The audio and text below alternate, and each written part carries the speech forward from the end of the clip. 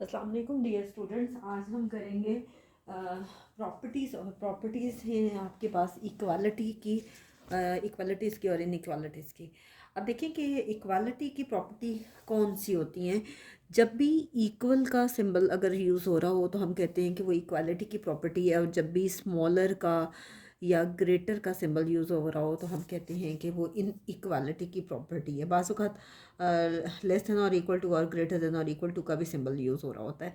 तो हम इक्वालिटी की प्रॉपर्टीज़ करते हैं। सबसे पहली प्रॉपर्टी है जी रिफ्लेक्सिव प्रॉपर्टी। इक्वालिटी की पहली प्रॉपर्टी का नाम है रिफ्लेक्सिव। आप देखें कि जब भी आप रियल नंबर लेते हो, सपोज़ ए ले रहे हैं, ठीक है, ए बिलोंग्स टू रियल।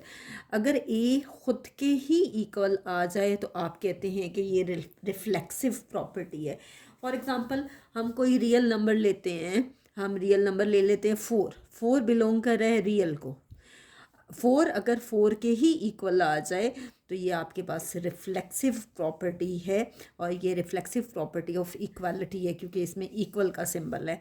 एक और बात याद रखिएगा कि आप रिफ्लेक्सिव के लिए ये भी कह सकते हैं कि सपोज़ कि आप मिरर के आगे खड़े होते हो तो आप अपने ही अक्स को देख रहे होते हो, तो वो आपके पास क्या है, रिफ्लेक्सिव। नेक्स्ट है आपके पास सिमेट्रिक प्रॉपर्टी। सिमेट्रिक प्रॉपर्टी में आपके पास क्या होता है कि पोजीशन, दो अगर नंबर्स हैं तो उनकी पोजीशन चेंज हो जाती है। फॉर एग्जांपल कि मैं कोई से दो नंबर्स ले रही हूँ ए बी, और वो बिलोंग कर रहे हैं रियल को। अगर ए बी के इक्वल हो तो हम कहते हैं कि देन बी किसके इक्वल होगा, ए के। इन दोनों की पोजीशन चेंज होगी तो ये आपके पास सेम नंबर्स आते हैं। फॉर एग्जांपल, इफ़ कोई से दो रियल नंबर्स लें कि 4x इज़ इक्वल टू 3 ले लें, ठीक है, तो आप कह सकते हो then 3 is equal to 4x। आप कोई से दो रियल नंबर्स लेते हो, अगर दोनों की पोजीशन को आप चेंज करते हैं तो वो आपके पास होती है सिमेट्रिक प्रॉपर्टी। और रियल नंबर ज़रूरी नहीं है कि जो मैंने लिए हैं आप वो लो, आप कुछ भी ले सकते हैं। नेक्स्ट प्रॉपर्टी है आपके पास transitive property. Transitive property,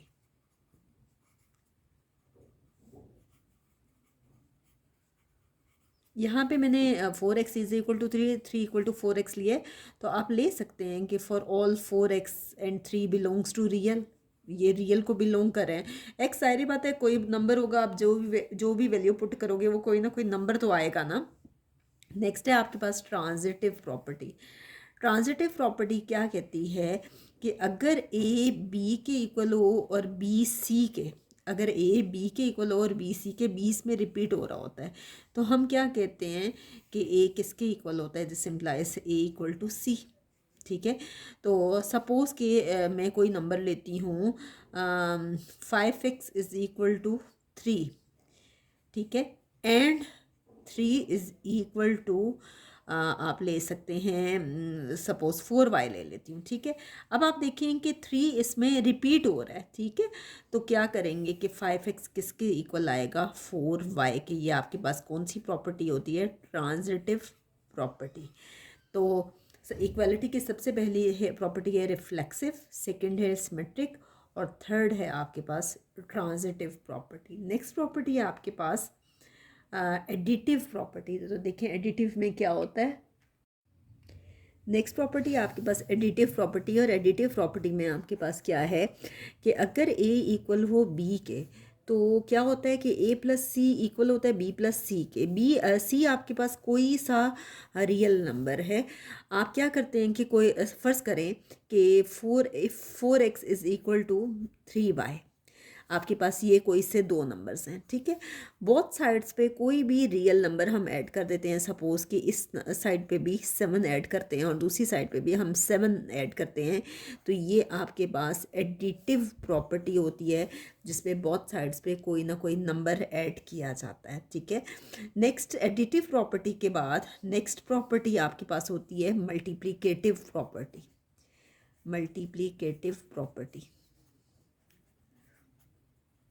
multiplicative property में आपके पास क्या होता है कि अगर ए बी के इक्वल हो, if A is equal to B then क्या होता है कि हम बोथ साइड्स पे कोई नंबर मल्टीप्लाई करते हैं, वो फ़र्ज़ करें वो नंबर सी है, तो ए सी इक्वल होता है बी सी के। बोथ साइड्स पे हम सी को मल्टीप्लाई करें, हम इसको लिख सकते हैं ए सी इक्वल टू बी सी, या हम यूँ लिख सकते हैं कि बोथ साइड्स को चेंज कर दें B C equal to A C. For example कि अगर मैं कोई से दो नंबर्स लेती हूँ, सपोज़ कि जो नंबर्स मैंने पहले लिए थे वही ले रही हूँ, 4x is equal to 3y, ठीक है। हम मैं क्या करूँगी, बोथ साइड्स पे मैं एक नंबर को मल्टीप्लाई कर रही हूँ, वो नंबर कुछ भी हो सकता है, कोई सा भी रियल नंबर। मैंने पिछले में 7 लिया था, ज़रूरी नहीं है आप 7 लें, आप कुछ भी ले सकते हैं। सपोज़ कि मैं 8 ले रही हूँ, ठीक है। तो 8 4 ज़र आपके पास आ गया 32x, 8 3 ज़र 24y, ऐसे लिख सकते हैं। और यूँ लिख सकते हैं 24y is equal to 32x। तो ये आपके पास मल्टीप्लिकेटिव प्रॉपर्टी है जब बोथ साइड्स पे कोई नंबर मल्टीप्लाई किया जाता है, ठीक है। नेक्स्ट है आपके पास कैंसिलेशन प्रॉपर्टी। कैंसिलेशन प्रॉपर्टी आपके पास दो तरह की होती है, एक का आपके पास है विद रिस्पेक्ट टू एडिशन, और दूसरी है आपके पास cancellation property with respect to multiplication. Suppose कि आपके पास कोई नंबर्स हैं, सपोज़ कि A plus C equal to B plus C है। अगर सी बोथ साइड्स पे कैंसिल हो जाए तो हम कहते हैं कि ए किसके इक्वल है, बी के। इसकी एग्जांपल आप इस तरह से ले सकते हैं कि 5x प्लस 9 हो इक्वल टू 3x प्लस 9। आप बोथ साइड्स पे 9 को कैंसिल करते हो तो ये आपके पास यहाँ पे 3y प्लस 9 ले लें तो 5x किसके इक्वल होगा, 3y के। 9 और 9 बोथ साइड से कैंसिल हो गया। ये है cancellation property with respect to addition. Next हम करते हैं cancellation property with respect to multiplication. एक बात मैं आपको यहाँ बताना भूल गई कि ये जो आप बोथ साइड्स पे c को मल्टीप्लाई करते हो, ये c जो है आपके पास कोई, एक बात आप याद रखिएगा कि जब हम c से मल्टीप्लाई करते हैं तो c जो है वो ज़ीरो नहीं होना चाहिए, ठीक है। ज़ीरो के अलावा वो कोई भी नंबर हो सकता है, लेकिन c ज़ीरो नहीं होना चाहिए। नेक्स्ट हम करते हैं cancellation property with respect to multiplication. Next है आपके पास cancellation property with respect to multiplication. क्या होता है आपके पास कि फ़र्ज़ करें कि ए सी इक्वल है बी सी के। सी बोथ साइड्स पे अगर हम सी को डिवाइड कर दें तो सी कैंसिल हो जाएगा। हम क्या क्या कह सकते हैं, then A is equal to B. इसी तरह से तो सी को ख़त्म करने का यही तरीका है ना कि वो बोथ साइड्स पे डिवाइड होगा। या अगर सी ए से मल्टीप्लाई हो रहा और सी बी से, तो बोथ साइड्स को सी पे डिवाइड करें तो क्या होगा, ए इक्वल होगा बी के। और इसमें भी यही कंडीशन है कि A where A C is not equal to zero, C zero नहीं होना चाहिए। आप देखें इसकी कोई एग्जांपल हम ले लेते हैं, जैसे if 9x is equal to 4 कर लें, ठीक है। 9x इज़ इक्वल टू 4, मैं बोथ साइड्स पे मल्टीप्लाई कर रही हूँ 7 को, ठीक है। बोथ साइड्स पे मैं मल्टीप्लाई कर रही हूँ। सपोज़ कि 7 कोई रियल नंबर है, बोथ साइड्स पे मैं 7 को मल्टीप्लाई कर रही हूँ। तो देखिए 9x मल्टीप्लाई बाय 7 है, 4 मल्टीप्लाई बाय 7, तो क्या होगा कि बोथ साइड्स पे 7 जो है उसको हम डिवाइड करेंगे, 7 को डिवाइड करेंगे तो फाइनली जो है ये आपके पास क्या आ जाएगा, 9x इज़ इक्वल टू 4, ठीक है। 7 7 से कैंसिल हो गया, 9x इज़ इक्वल टू 4, तो देखें वही चीज़ आपके पास आ गई कैंसिलेशन प्रॉपर्टी में। बल्कि ये स्टेप आपको बेशक इसमें करने की ज़रूरत नहीं है क्योंकि आंसर में हमारे पास वही आ रहा है। नेक्स्ट है जी, अगर आप ये करते हैं कि सपोज़ के 7 को पहले मल्टीप्लाई कर देते हैं 9x से, और 7 मल्टीप्लाई हो रहा है 4 से। अब बोथ साइड्स पे 7 है, 7 को ख़त्म करने का क्या तरीका होगा कि आप बोथ साइड्स को 7 से डिवाइड करेंगे क्योंकि वो सेम नंबर है। तो 7 और 7 कैंसिल हो गया, 7 और 7 कैंसिल हो गया, तो ये आपके पास क्या आ गया, 9x is equal to 4।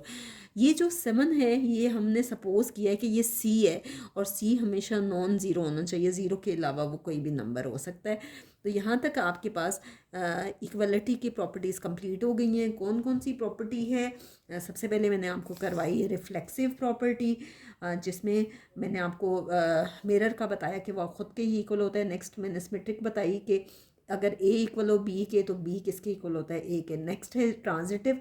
Transitive में जो है b आपके पास रिपीट होता है तो हम कहते हैं कि a इक्वल है c के।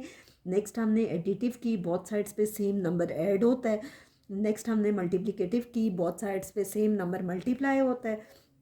फिर हमने की cancellation property with respect to addition, both sides पे सेम नंबर जो ऐड होता है उसको हम कैंसिल करते हैं।